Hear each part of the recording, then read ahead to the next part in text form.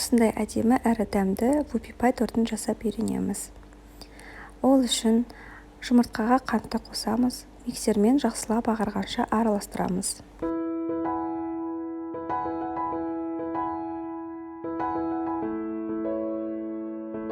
Сары май мен шоколадты микроволновкада немесе водяная баняда ерітіп, суығаннан кейін жұмыртқалы массамызға қосамыз.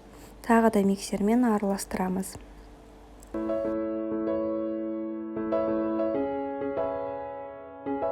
Құрғақ ингредиенттерімізді біркелкі болғанша араластырып, массаға салып, тағы да миксермен жақсылап тұрып араластырамыз. Енді пісіретін пергаментімізді дайындаймыз. Ол үшін 24 сантиметрлік форманы алып, арасына осылай пергаментті қыстырып, қайтадан алып шығамыз. Дайын болған тестаны пергаментке 4 бөлікке бірдей бөліп, қасықтың көмегімен осылай жағып шығамыз. Осындай біркелкі 4 кор шығады. 180 градуста пеште 7 минуттай пісіреміз. Енді кремін дайындаймыз. Ол үшін творожный сыр мен қантты немесе қантты ұнтақты, яғни сахарный пудраны біркелкі етіп миксермен араластырып, одан кейін сливкиді құйып, біркелкі ұстайтын масса болғанша араластырамыз миксермен. Корждар осылай болып піседі. Форманың көмегімен осылай жан-жақтарын кесіп тастаймыз. Дайын болған кремді осылай мешочектарға салып аламыз. Және үстіне надпис жазуға бөлек алып қалуға болады. Глазурь жасау үшін шоколадтың үстіне ыстық сливкиді құйып кішкене қоя тұрамыз. Коржды ыдысқа салып, үстіне осылай кремді мешочекпен немесе арнайы насадканың көмегімен шарик қылдырып жағып шығамыз.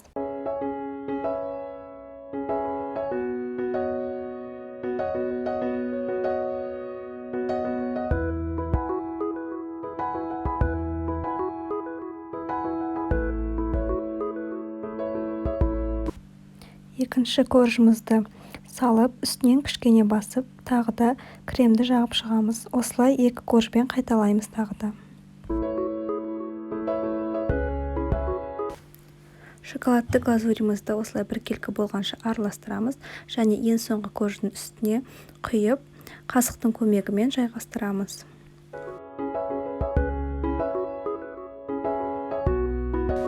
Осылай қылдырып подтектар жасап, содан кейін холодильникке салып қоямыз. Шоколад қатқаннан кейін мешочектің көмегімен осылай надпис жазамыз. Қалған кремді осындай насадкамен отырғыздым. Үстіне замороженный вишня және клубника салдым. Негізі свежий түрін қолданған дұрыс, себебі замороженный ағып кетуі мүмкін. Және де үстіне осындай ақ посыпкалар септім. Осындай әдемі торт дайын болды. Ұнаса лайк, комментарий қалдырып кетіңіздер.